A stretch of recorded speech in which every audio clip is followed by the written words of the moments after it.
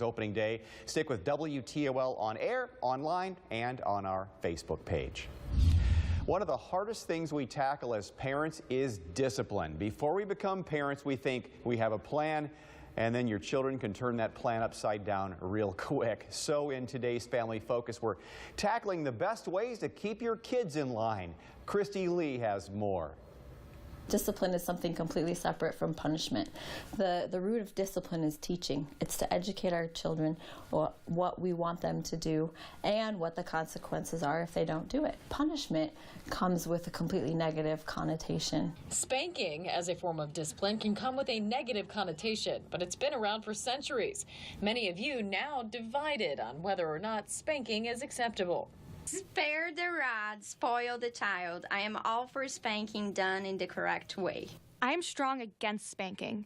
I believe it starts with how you parent and doesn't have to end in a physical manner.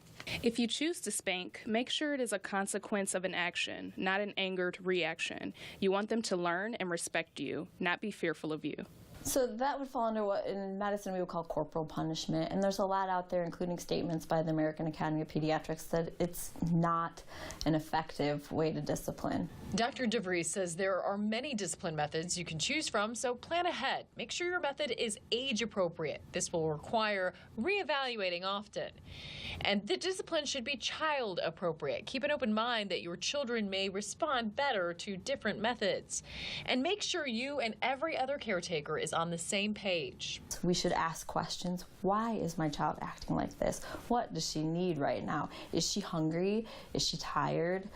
If they're old enough to talk to you, then asking them, are you sad? Do you need a hug? Discipline doesn't have to be just punishment for negative behavior, but can be rewards for positive behavior, like stickers for younger kids or cash for older kids. Catch them being good. They will respond much more as you want them to if you point out the behaviors that you like and attend to those. Dr. DeVries says threatening or talking about consequences is less effective. Use positive words. Instead of say, don't do that, say, it's time to sit down. It's time to put the book away. Ultimately, different approaches have commonalities. A warning leads to teaching, and a natural consequence will result. So if you choose to wear your coat, you'll be warm.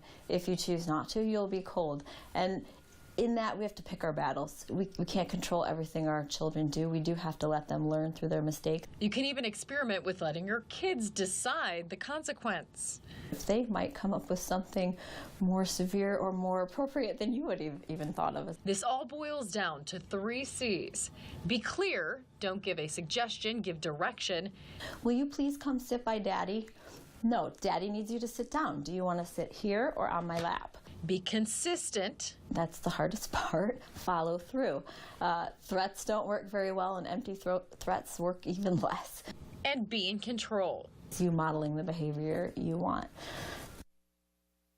Good luck with that. That was Christy Lee reporting. To review those guidelines and get more helpful parenting advice, be sure to join the WTOL Surviving Family Facebook page. Live look at our Fifth Third Skycam.